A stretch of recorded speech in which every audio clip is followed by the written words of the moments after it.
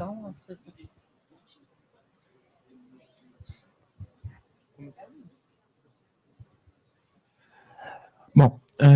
vamos retornar. Agora a gente vai falar um pouquinho, a conversa em foco número 2, os desafios dos bibliotecários do século XX versus os desafios dos bibliotecários do século XXI, os encontros nacionais de biblioteconomia. Então, com vocês a Marina Macambira, que é bibliotecária da ECA USP, e a Mariane Galvani. Com vocês, gente. Oi, gente, bom dia. Antes de começar, eu queria agradecer o convite, né? Estou muito contente de estar aqui. Não está ligado? Liga.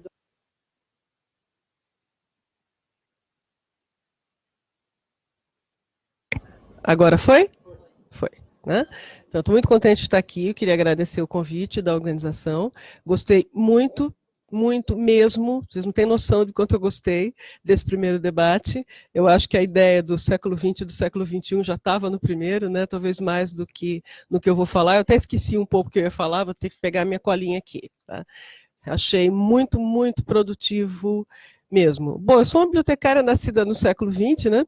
Mas eu ainda estou viva, né? Eu entendo a ideia do tema, mas, enfim, a gente pensa que as coisas não têm essa divisão toda, né? É um processo, uma continuidade, enfim, eu entendo qual é a ideia, né, que motivou esse tema, e eu vou tentar falar um pouquinho sobre isso a partir da minha experiência profissional. Então, quem eu sou? Meu nome é Marina Macambira, trabalho na Escola de Comunicações e Artes da USP desde 1982, né? O ano que eu me formei. Eu sou uma mulher feminista de esquerda da classe trabalhadora. Então, tudo que eu falar, vocês vão pensar em relação a isso. Eu estou falando de um lugar, né? De uma ideologia, né? E é bom que a gente nunca esqueça disso. Eu aprendi ao longo da vida a nunca esquecer disso. Por mais que eu seja uma privilegiada, que estudei e trabalho na Universidade de São Paulo, em meio a uma elite intelectual, financeira nem tanto, tá? Mas intelectual sim. Eu tenho um bom salário, né? Eu tenho um emprego, né? Puxa, não sei por quanto tempo, mas eu ganho razoavelmente bem, eu tenho casa própria, posso viajar para a Europa de vez em quando. Mas eu continuo sendo uma assalariada, uma pessoa da classe trabalhadora.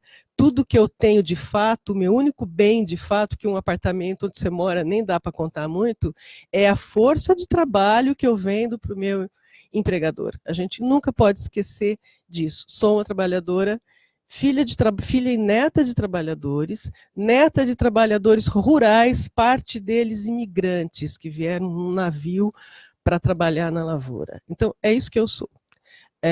Não importa, né, o salário no fim do mês, um pouquinho melhor do que a imensa maioria da população brasileira. Ainda sou uma trabalhadora.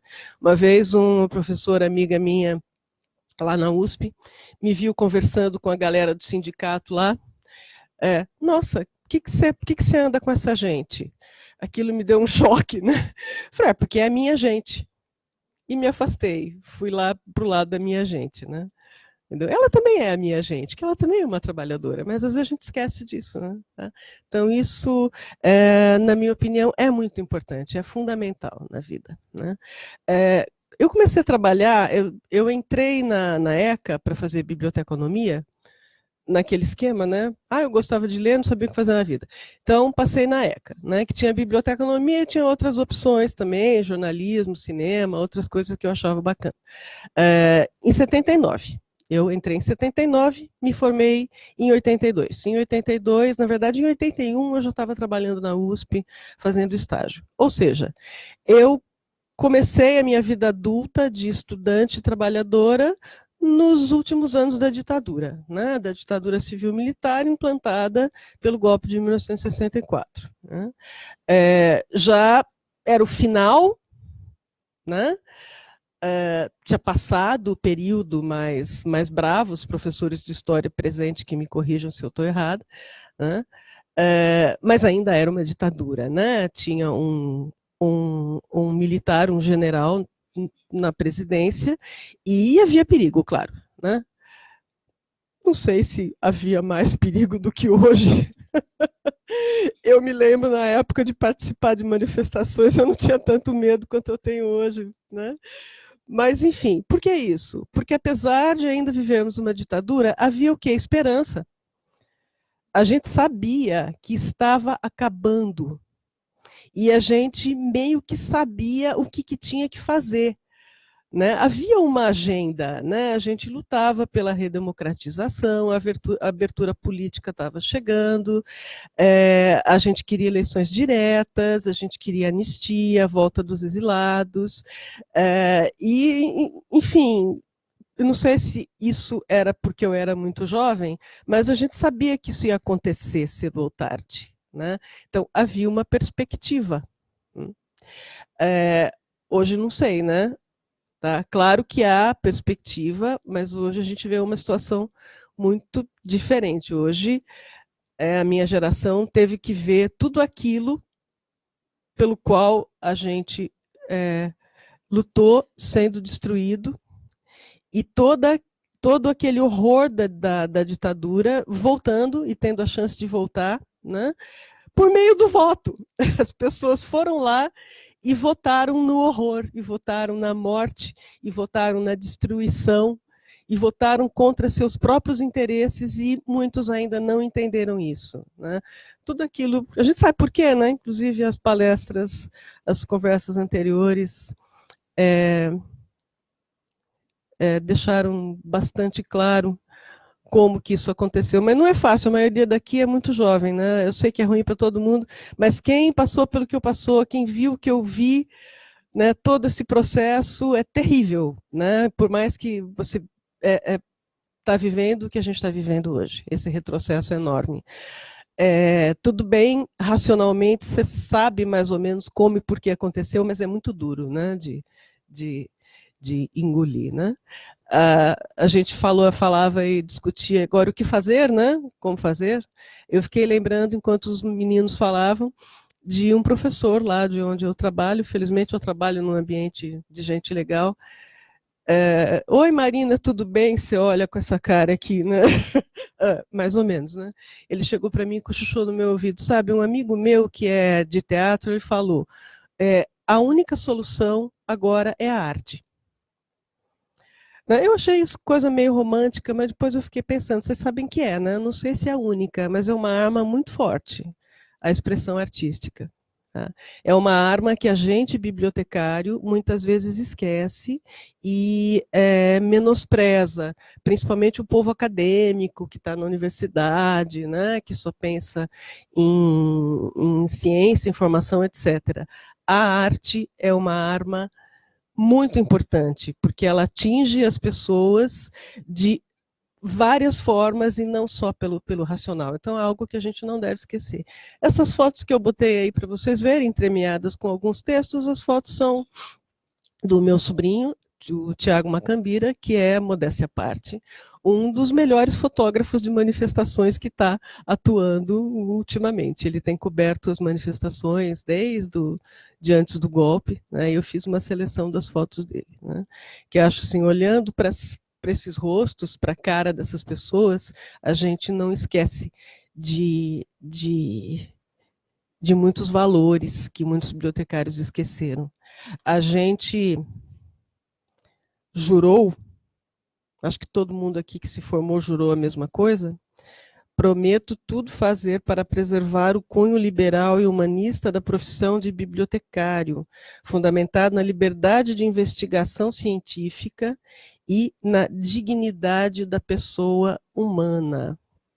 Ou seja, eu quero morrer quando eu vejo bibliotecários defendendo publicamente conceitos como tortura, extermínio dos inimigos, censura, volta da ditadura que na época era boa, fazendo campanha para candidatos que defendem isso. Não, não pode, tá?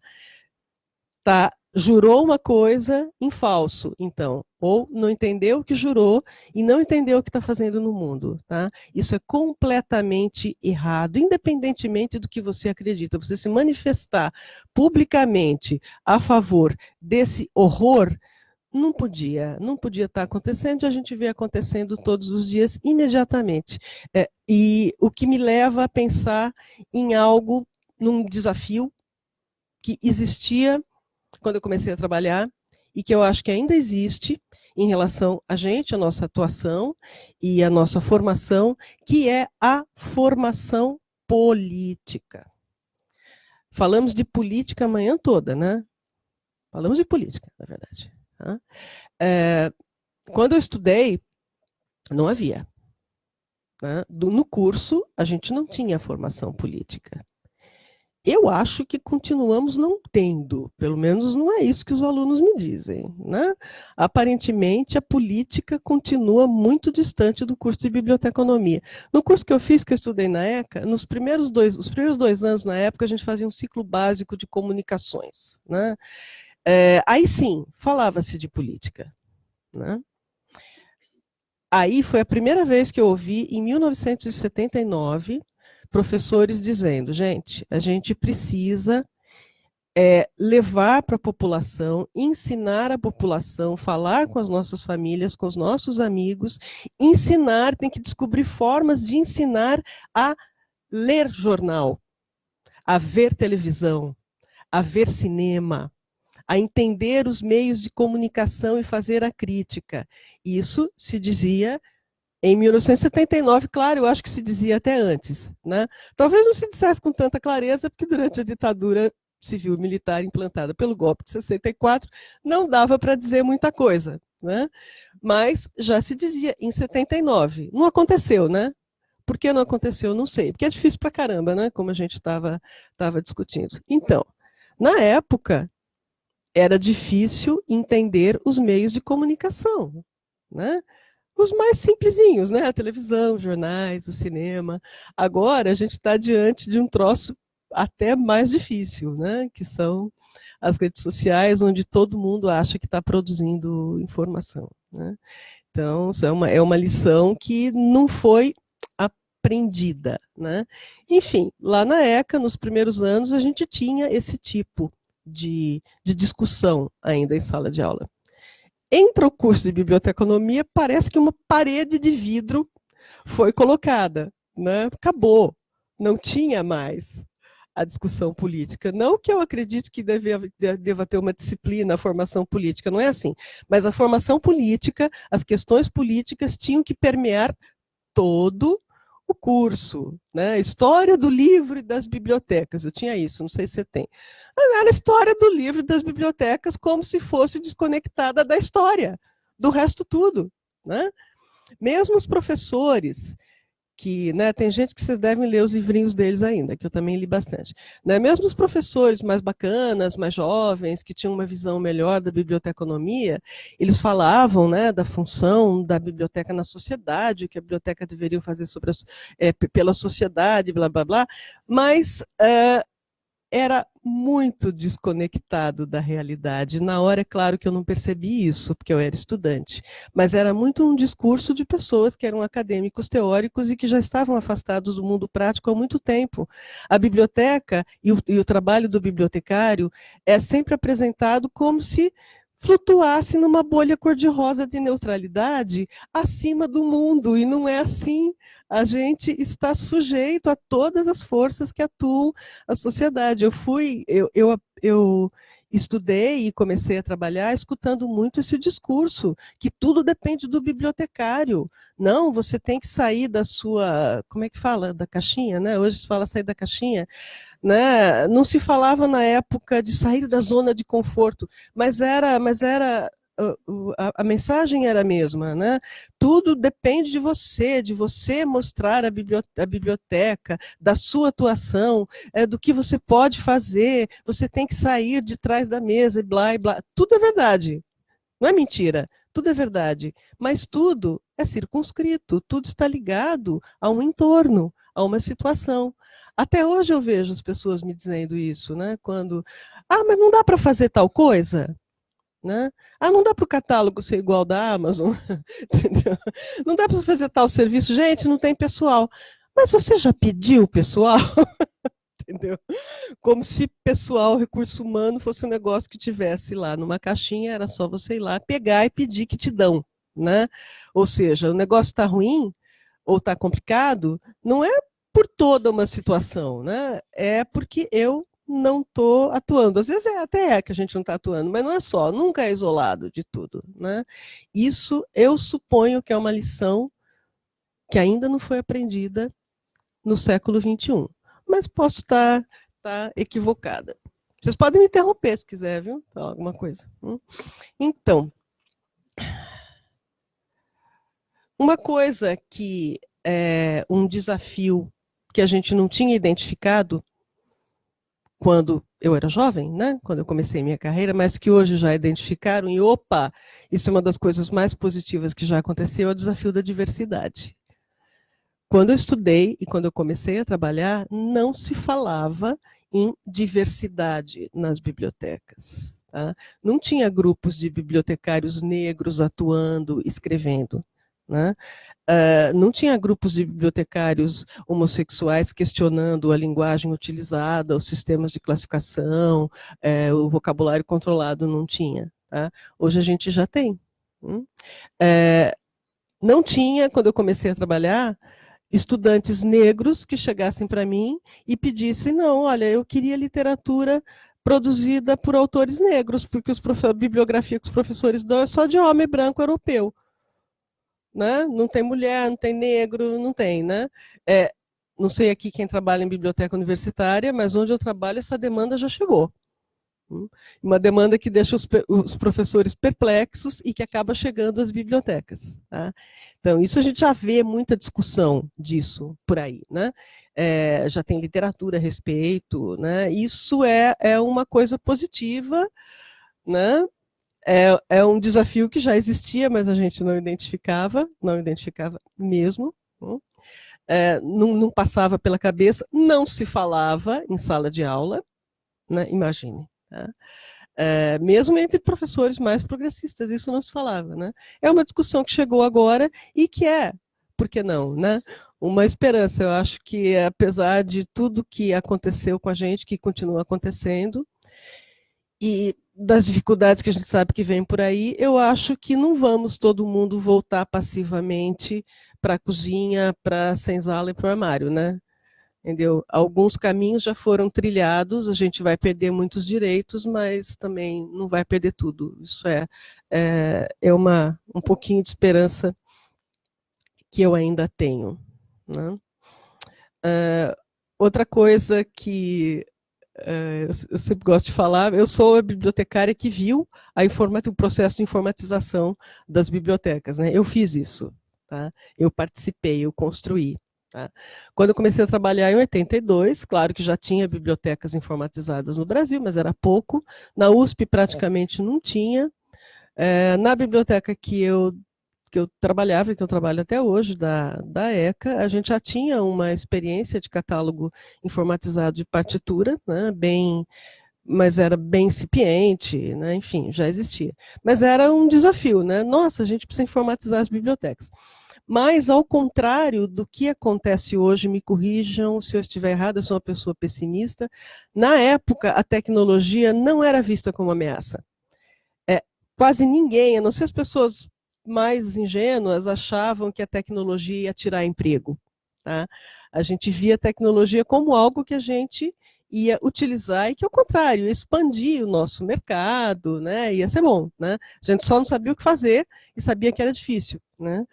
Hoje, eu acredito que a tecnologia já se tornou uma ameaça para muita gente, em muitas situações. Não que a internet vá substituir as bibliotecas, mas pode servir de pretexto para fechar bibliotecas, né? E já está servindo.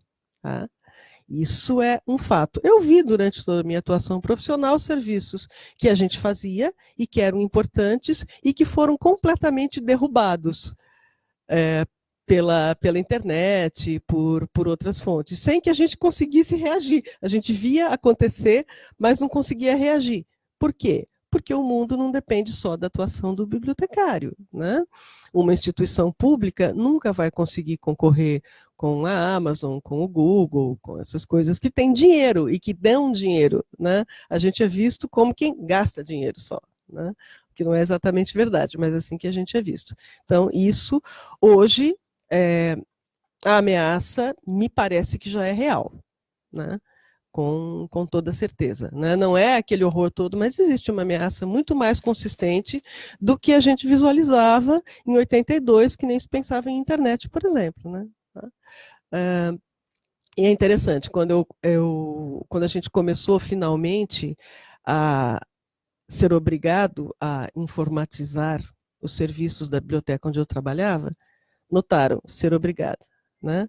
Foi um choque, porque a gente sempre achava que né, tem que informatizar os serviços, os catálogos, a catalogação, etc, etc. Então, você tem que ver o que o usuário precisa, né?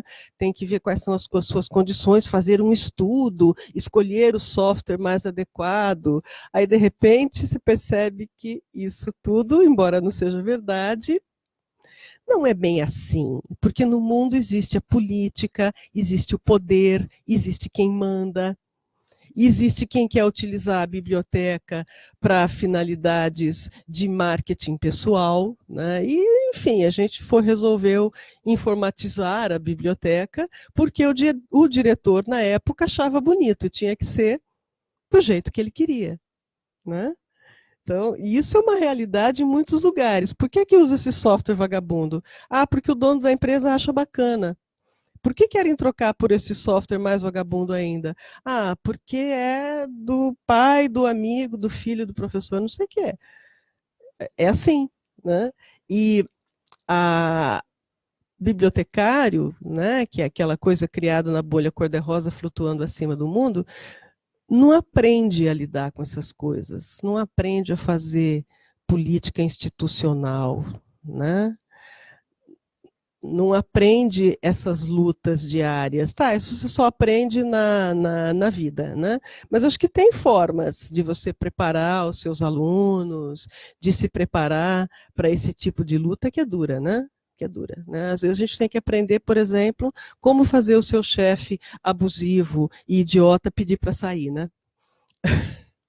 A gente consegue fazer isso, né? Tá? Mas tudo isso, na minha visão, é parte de uma formação política. Falo de política de uma forma mais geral, né? Não só de política de saber o que faz um deputado, o que faz um presidente. Tá? Isso não existe muito na nossa área. Enfim, isso foi uma lição que eu fui aprendendo, eu e as minhas colegas, tá, então não adianta isso ser uma droga, tá? Existem forças que estão atuando para que essa droga venha a acontecer, né? Uma outra diferença que eu percebo muito entre como era trabalhar sem computador, eu trabalhei sem computador, tá? Fazendo ficha, mandando os técnicos datilografarem a fichinha, depois eu corrigia para ver se estava certo. Eu fiz isso. Não era legal, tá? Não era legal. Não era gostoso. Mas tinha uma diferença que até pode se ver até como uma relativa vantagem. Quando a gente era bibliotecário manual, bibliotecário que fazia ficha, pelo menos todo o controle era nosso. E os erros eram só nossos. A gente tinha que se preocupar com erros que eram só nossos. Né? Se o usuário chegava e falava, esse assunto está errado, né? Nossa, né? Quem indexou não prestou atenção, tal. Não é essa editora? Era um erro de catalogação, era um erro de uma pessoa que a gente conseguia corrigir. Hoje a gente se vê diante de um inferno de sistemas, de recursos e de coisas todas erradas, tudo muito ruim, tudo muito vagabundo, tá? Mesmo os mais caros, né? E que de fato, não ajudam muito o usuário demoram para se atualizar, ficam velhos rapidinho e você não tem dinheiro para trocar, né? Você fica submetido àquele software proprietário que você comprou e que você não tem condições de customizar, porque a equipe que devia customizar não existe, né? Ou, sei lá, naquela empresa lá que resolveram desenvolver o seu softwarezinho porque o moço analista achava que isso era legal. Oi? Já terminou? Ah, tá bom. Então vamos passar. Deixa eu só falar uma última coisinha que eu acho que mudou bastante, né? Um dos grandes problemas que a gente tinha quando eu comecei a trabalhar era a comunicação com o usuário. Tá? Comunicação com o usuário era praticamente impossível. Dependia de você fazer um boletinzinho datilografado que ninguém lia porque era feio. Né? Hoje, essa questão se resolveu, pelo menos em termos de técnica. Hoje, se você quiser se comunicar com o usuário, você pode. Tá? Se não está fazendo é porque não quer ou porque não sabe. Né? Então, isso continua sendo um desafio. Né? Como usar essas ferramentas, né, em prol do nosso usuário e para trazer esse usuário para um mundo que seja fora da cultura da mentira aí que os colegas falaram. Isso. Gente, desculpa, falei demais. Vou passar para a Mariana.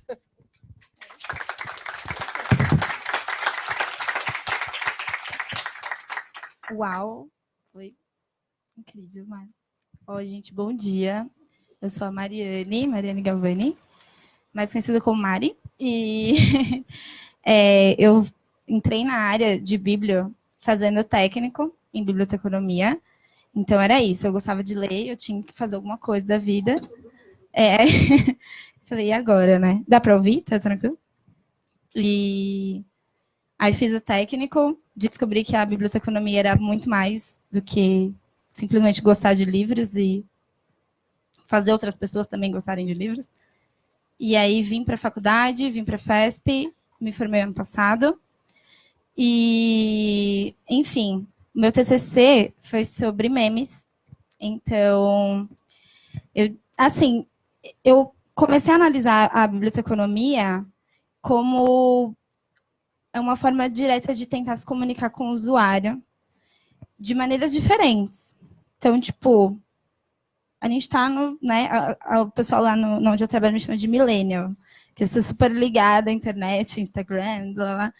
Então, como eu posso encaixar essa realidade de pessoas que têm a minha idade, ou estão nessa geração, crescendo na internet e tudo mais.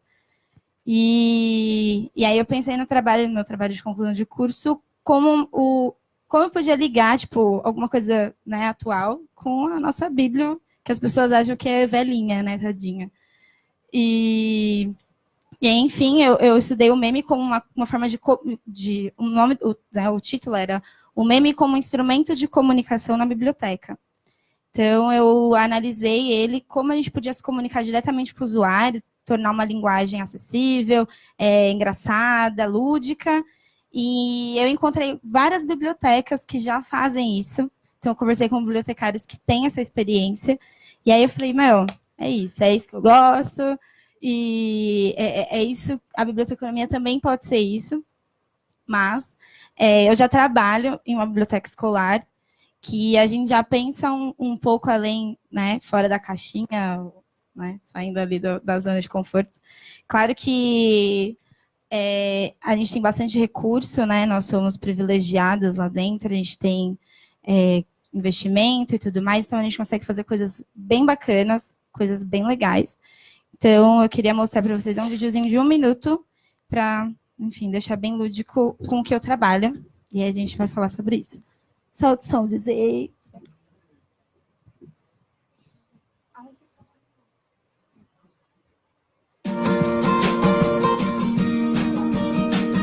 Não é um vídeo em branco, aconteceu alguma coisa. Deu branco, literalmente.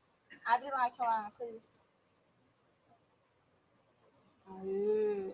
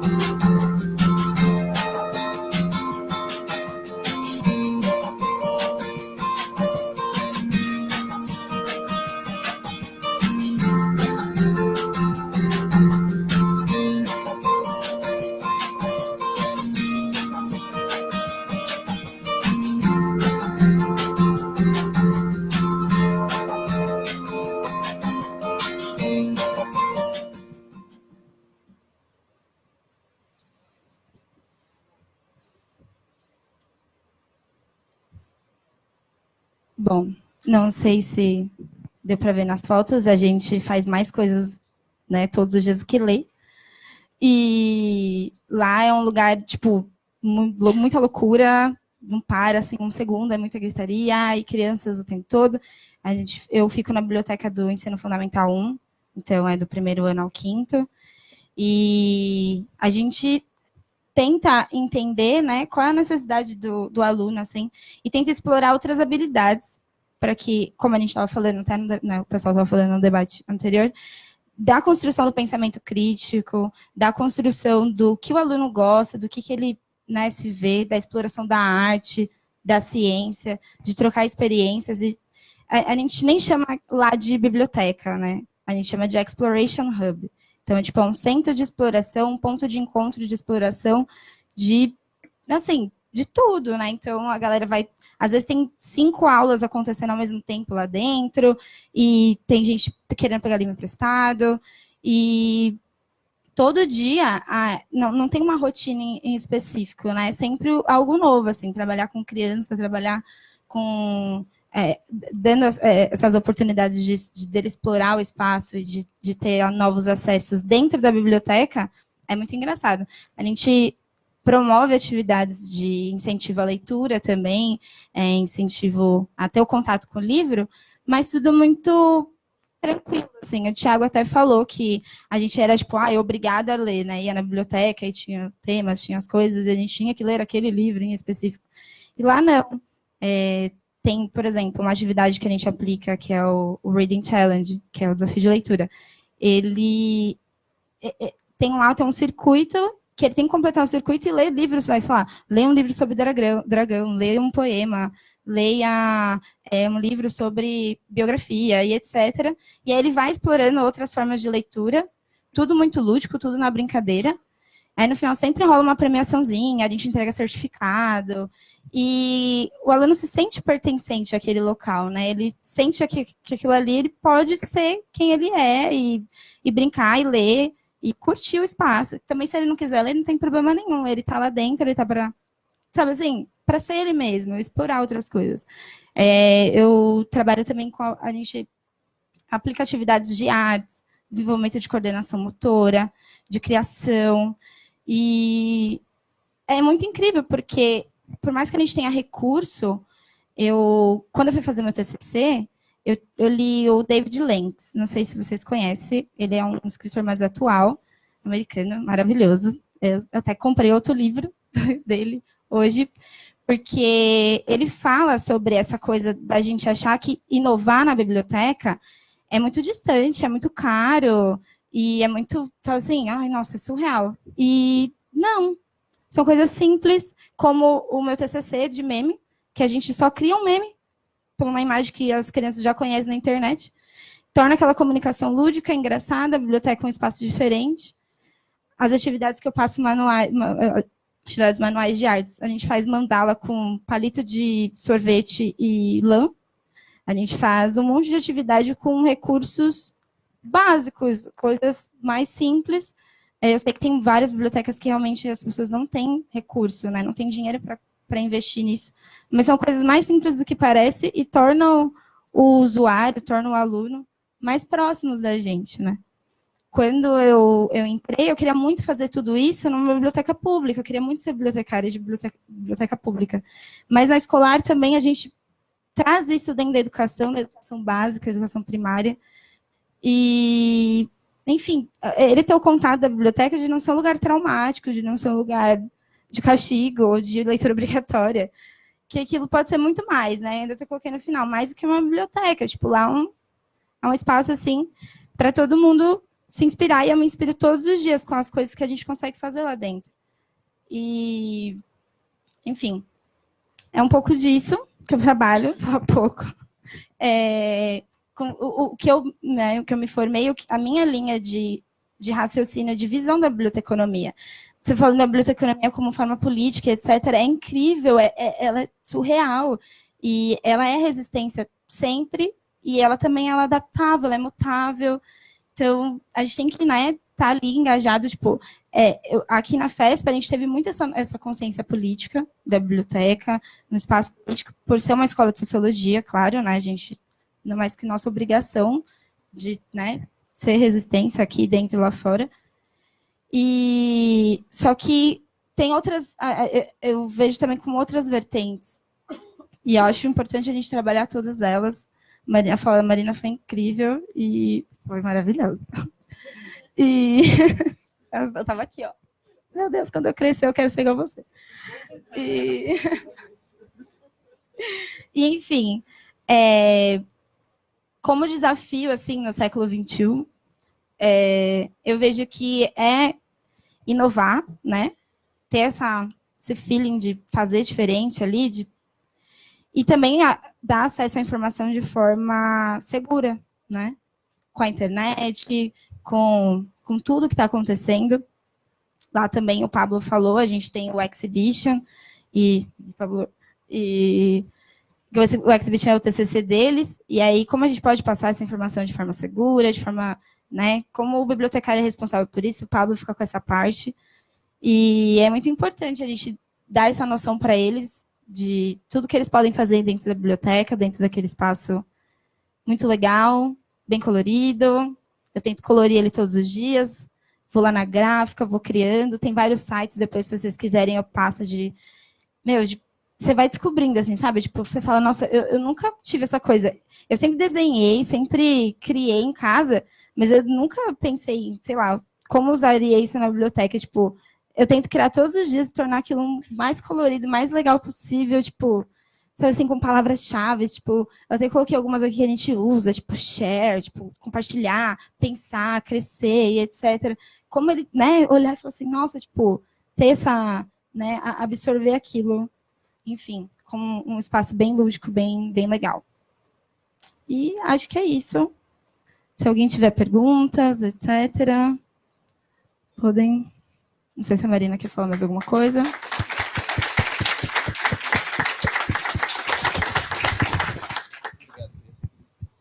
Oi, Mari. Oi, Fê. Tudo bem? Tudo bom? Tudo bom? Tudo bem, meninas? Eu queria fazer uma pergunta para as duas. Eu sou ex-aluno da FESP, sou aluno de Sociologia. Ficou claramente percebido na fala das duas que vocês trabalham em 2 lugares privilegiados, ECA e uma escola particular. Eu queria entender como é que vocês veem, ou pelo menos tentam perceber, o processo de desorientação que a gente tem hoje com o uso da tecnologia nos processos de interação e integração social, e como vocês, por exemplo, conseguem olhar para essa realidade do bibliotecário para áreas, por exemplo, menos favorecidas.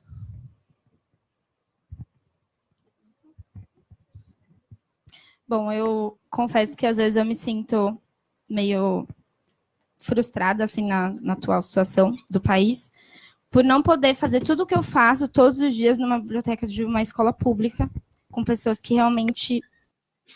Não é que os nossos alunos dão valor, eles gostam de estar lá, eles, né, gostam de participar, mas eles têm acesso àquilo muito fácil, de todas as formas, não só lá dentro, como em casa, no condomínio que eles moram.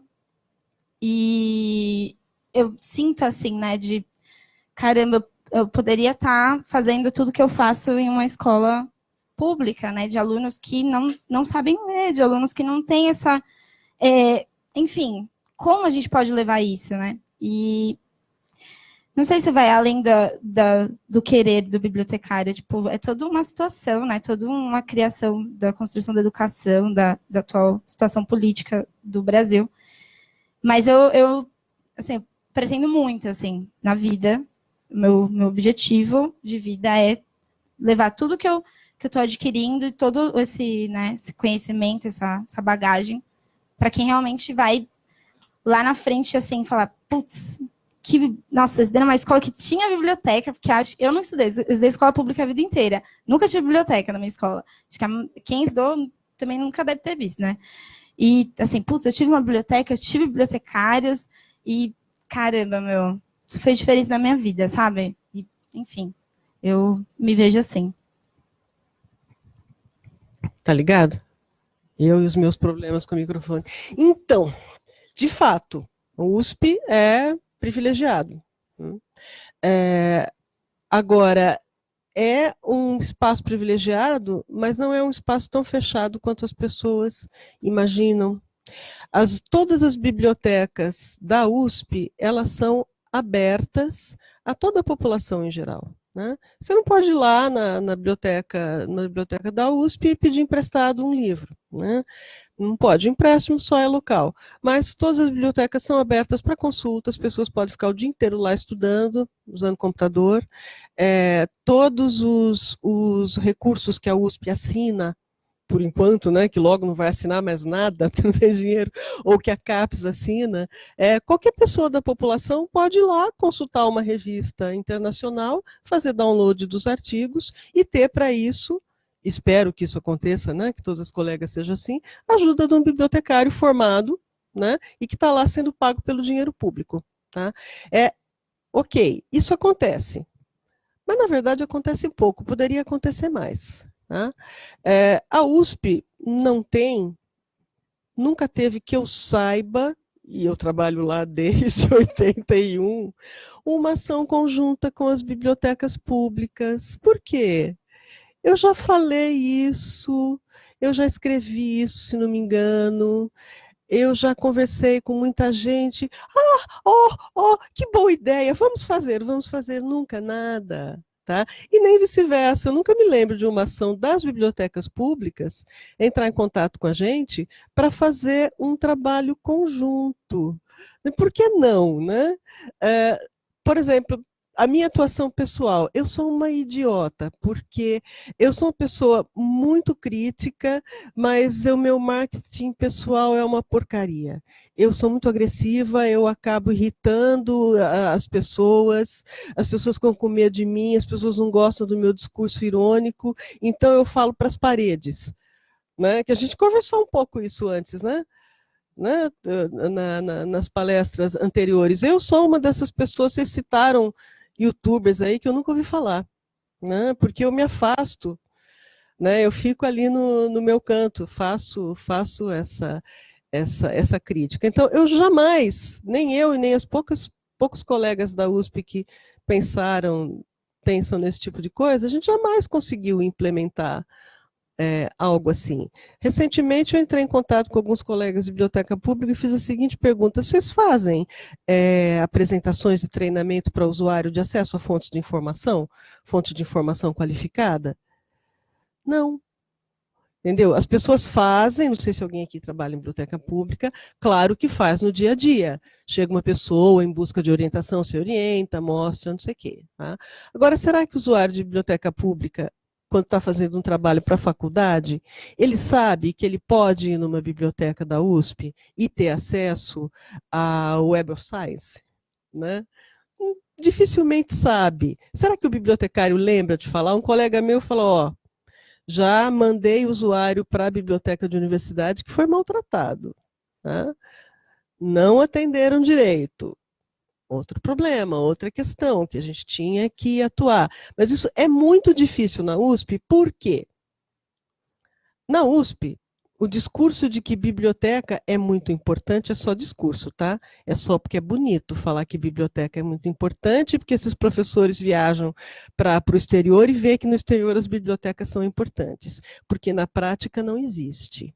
Raramente você vê a USP dando a devida atenção para a biblioteca. Raramente você vê as ações de extensão da USP lembrarem que existe biblioteca. Vira e mexe, eu estou falando, gente, talvez o maior ponto de contato da USP com a comunidade, a maior interface esteja nos balcões de atendimento de suas quase 50 bibliotecas. A gente faz isso todo dia. A gente recebe gente que vem, pesquisador de outras universidades, ou pessoas da comunidade, que vem atrás da gente, e a hora que a gente apresenta o que a USP oferece, as pessoas ficam encantadas. Né? Claro, quando são bem recebidas. Né? Não digo que vai ser bem recebido em todos os lugares. Isso é uma forma de você atuar para os menos favorecidos, para as pessoas mais pobres, para as pessoas que não têm acesso a nada, que é muito mal explorada, também por falta de pessoal, por falta de tudo, né? Mas é uma realidade. Eu canso de ver documentos da USP, agora está toda uma preocupação de mostrar o que a USP faz para a sociedade, né? Que as pessoas não conseguem se comunicar com a sociedade porque só falam para os seus pares, né? Ninguém menciona as bibliotecas. Ninguém lembra das bibliotecas, tá? Eu sou uma das poucas pessoas que fala, gente, a gente faz isso nas bibliotecas. Também ninguém escuta bibliotecário, né? Ninguém quer saber de bibliotecário. Ninguém gosta de bibliotecário. Essa é a verdade. Por isso que tem tantos casais de bibliotecário, né? A gente casa com outro bibliotecário. Então, esse é um baita desafio. Eu acho que dá para quebrar isso. Tá? Da gente começar a ter, para mim, um dos caminhos vamos tentar ter contato, bibliotecas públicas com as bibliotecas universitárias. A gente já faz isso no dia a dia, a gente recebe nas bibliotecas universitárias o usuário que ele está atrás de uma informação que tem na biblioteca pública do bairro dele, só que ele não sabe, porque também ninguém divulga que existe biblioteca pública, que pode não ser uma maravilha, cheirosa, maravilhosa, mas existe e está lá, e é de graça. Né? Isso não acontece. E vice-versa também não. A pessoa pode chegar lá na biblioteca pública e não sabe que ela pode entrar lá na USP, né? E se em outras bibliotecas não, né, tiver problema, mas em várias não tem problema, e ser atendido e baixar um artigo de uma revista acadêmica. Tá? Isso seria mais ou menos o caminho, eu acho.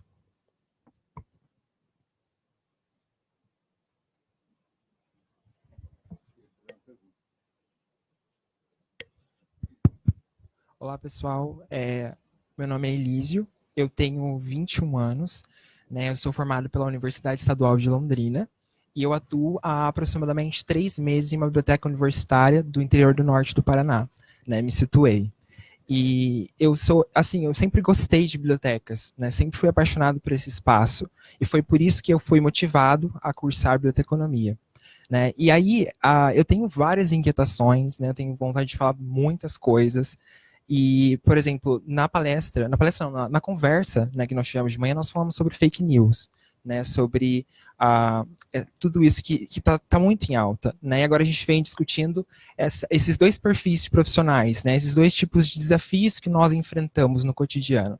Né, e, para mim, assim, é uma inquietação muito minha, que é uma coisa que, na verdade, nós já trabalhamos na nossa área, é o conceito de biblioteca. Né? Que espaço é esse que a gente está atuando? Né? Então, assim, biblioteca as a exploration hub, né? Por exemplo. Então, em Londrina, nós temos um exemplo, que é uma biblioteca que ela tem makerspaces, ela tem várias questões bem inovadoras, né? E realmente é para um público privilegiado, mas assim, ainda é uma biblioteca, né? Esse é o meu ponto. Então, assim, a gente tem que, e detalhe, organizações internacionais vivem trabalhando com isso, né? A ALA, a IFLA, né? A questão do advocacy, né? Então, é uma coisa que eu gosto bastante e eu gostaria de colocar isso para a gente discutir, né? Que biblioteca é essa? Que biblioteca que nós queremos, né? Que público é esse que nós queremos atingir, né? Então, eu acho que a gente precisa, assim, claro, o conceito é fundamental para nortear o nosso trabalho, mas a gente precisa pensar também na aplicabilidade desse conceito, né? Que tipo de biblioteca nós temos hoje no nosso país? Né? Essas bibliotecas, porque, por exemplo, a gente pode fazer muita coisa, mas, por exemplo, as pessoas vão na biblioteca, né? Uma coisa básica, por exemplo, porque se a gente fizer bastante coisa, mas a gente não ter público, também não vai adiantar nada. Então, assim, a gente precisa levar a população para as bibliotecas, seja pública, seja universitária, privada ou pública, porque a biblioteca, a essência dela é essa, né? Ser disponibilizada para toda a população. Né? A gente não está mais falando aqui de Alexandria ou de bibliotecas de mosteiro. Né? A gente está falando de bibliotecas onde... E aí a gente está na discussão de acesso, mas também da apropriação da informação. Enfim, eu gostaria de discutir essa questão do conceito versus a aplicabilidade do conceito de biblioteca e também, gente, que biblioteconomia é essa, né, que nós estamos pensando, fazendo, enfim. Essa. Posso comentar? Olha, eu acho que biblioteca pode ser literalmente qualquer coisa, tá? Desde que tenha um esforço pensante, tá? E não pode ser só do bibliotecário, né? Tem que ser do poder público, né? Todo mundo fala das bibliotecas da Holanda, que são maravilhosas. Eu vi uma palestra um dia do professor que foi lá, fez uma visita, porque a Holanda simplesmente decidiu que ia ter bibliotecas maravilhosas. Tá? E fez uma pesquisa e perguntou para a população o que é que vocês querem. Quer dizer, a biblioteca que a gente quer são as diversas bibliotecas que a população quer ou não. Né? É isso que tem que descobrir. Então, parece que na Holanda eles fizeram isso, descobriram o que precisava, né? E tem bibliotecas agora maravilhosas que são atrações turísticas. Né? Então, é isso.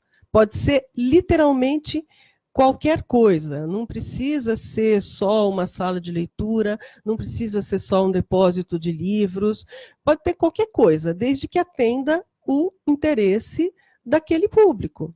Em relação ao público, desculpa, eu não tenho dados, né?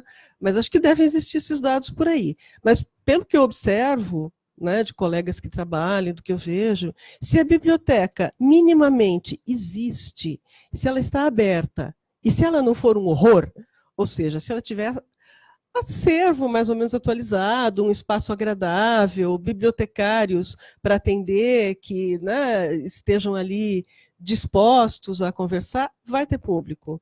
As bibliotecas e horário de atendimento, tá? Que não adianta você construir uma linda biblioteca, como andaram fazendo aqui em São Paulo, toda bonita, toda arquitetura, e atender das 10 às 16 horas. Né? Tem que ter gente, tem que ter profissional contratado para trabalhar e manter essas bibliotecas abertas. Tenho para mim que as bibliotecas que existem com o mínimo de condições, que tem pessoal, porque a biblioteca tem que ter gente, né? Não é o livro, a parede, tá? São as pessoas, os bibliotecários e outros funcionários. Essas bibliotecas, elas estão lotadas, tá? A biblioteca que eu trabalho, tá, é uma biblioteca da USP, mas a gente percebeu, ao longo dos anos, com todas as bibliotecas, um decréscimo de público. Agora, está sempre cheia, tá? Isso, houve uma retomada, não sei o que aconteceu, não sei se foi alguma coisa que a gente fez, provavelmente, algumas das nossas ações deram certo, o trabalho nas redes sociais dá muito certo, né? Você ajuda a fazer essa ponte de comunicação com o usuário, trazer as pessoas para a biblioteca, ajuda sim. Também não tenho dados, né? Mas eu acredito um pouco nisso, porque as pessoas comentam comigo, então, eu vim aqui porque eu vi no Facebook de vocês e eu queria ver esse material que vocês divulgaram. Bom, né? Então, isso está acontecendo. Agora, é muito complicado, às vezes, a gente saber que tipo de biblioteca a gente tem que ter, né? Mas é um desafio. Agora, se for só a gente pensando nisso, não dá, né? Tem que atuar politicamente e fazer o poder público, esse poder público que agora quer nos destruir, né? Entender que isso é necessário. Tá? Bom, a minha primeira experiência em biblioteca foi na Biblioteca de São Paulo. Trabalhei lá no BSP. Que é linda, né? Maravilhoso. E é uma outra realidade de biblioteca pública. Ela e a BVL, a gestão dela, das duas, são estaduais, né? E a gente vê na maioria assim, dos bairros, são bibliotecas de gestão municipais. Então, vai muito do investimento do poder público para poder partir dali do que o usuário precisa, quais bibliotecas ainda espera e tal. Você não tem como investir ali, né? Dar uma nova cara e etc. Então, é isso. A gente retoma o assunto da situação do Brasil, da situação atual, para a gente poder começar a pensar. Mas, assim, eu entrava às 9 na BSP, desde as 8 já tinha fila de gente para poder, sabe, assim, acessar. E a maioria das pessoas que acessavam todos os dias eram moradores de rua, moradores de albergue. E eles estavam lá tendo acesso à internet, tendo acesso a livros, pesquisando. Eu passava a hora do meu almoço no auditório, estava tendo sarau. E sempre estava com os moleques lá fazendo rima e etc. E era um lugar que está todos os dias muito cheio de pessoas que moram na região. E a ver ali como o seu brincar na rua, né? Enfim. Só que a BSP tem recurso, né? Por mais que, enfim, rolou tudo. Quando eu trabalhava lá ainda era das 9 às 9, né? Acho que era até as 9 da noite, se não me engano. E agora é até às 6 da tarde. quebrada, né? Porque o trabalhador ali sai de 5 da tarde de serviço e não consegue ir para a biblioteca porque fecha às 6. E, enfim, vai do poder público. Cortou investimento, teve que cortar horário também. Só que, enfim, vejo como, enfim, a biblioteca pode ser o que ela quiser, independente do seu nome, da sua nomenclatura, dando recursos e dando acesso à informação segura e, enfim, tratando o seu usuário como realmente deve ser tratado. Eu acho que é isso. Você responde sua pergunta.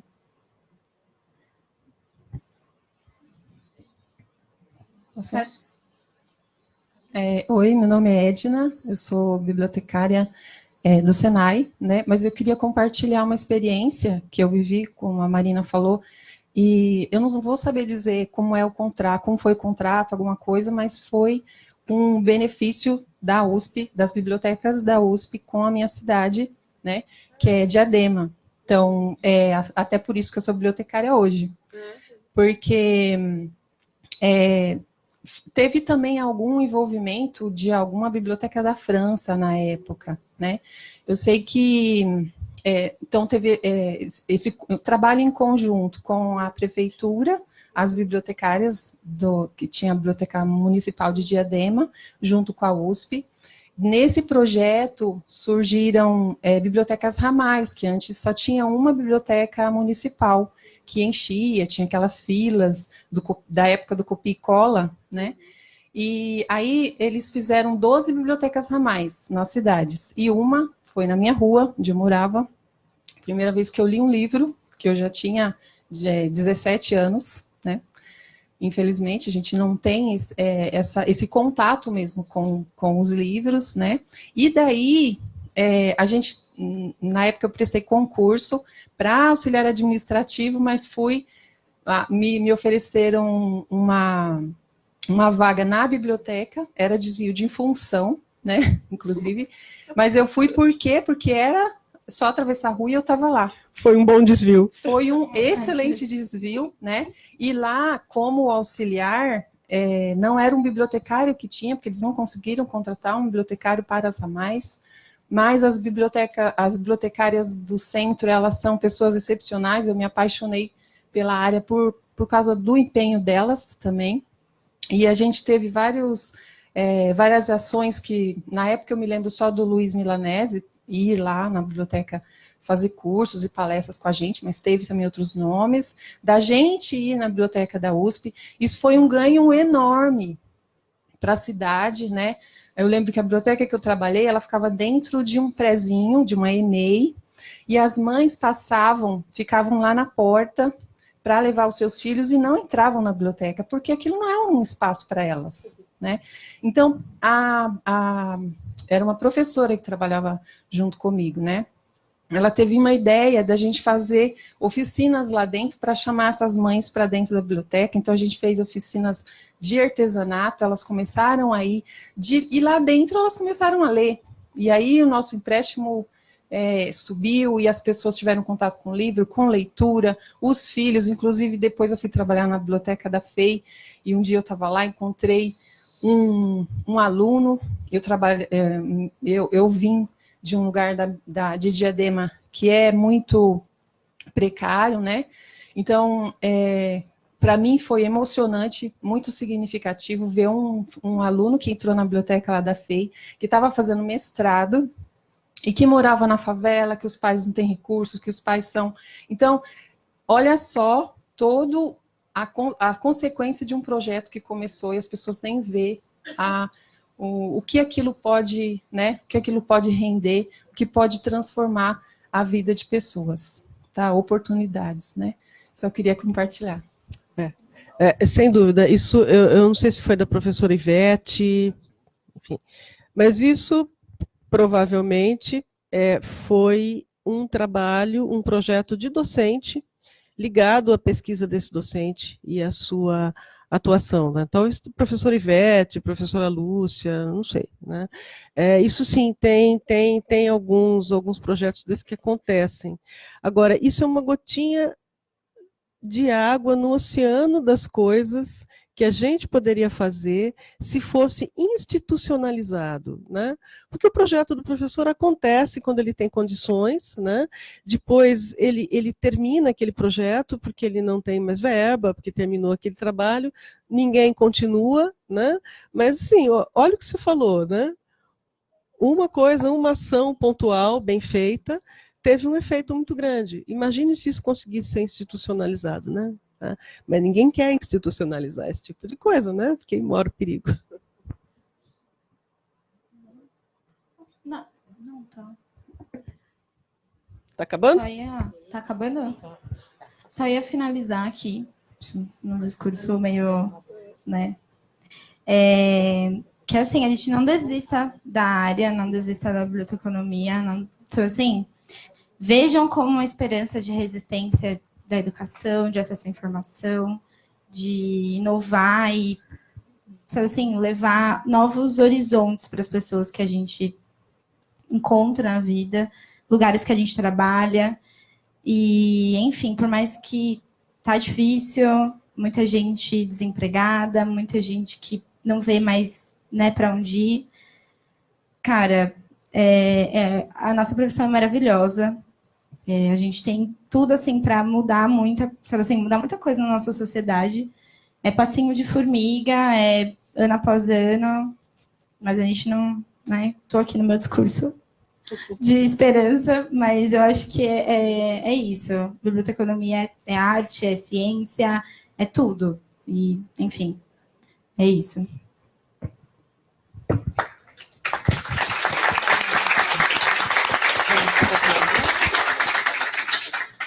Para concluir, eu acho que a palavra de fato é resistência, né? Como a Mari disse, não é fácil, eu também não sei como é que a gente faz, né?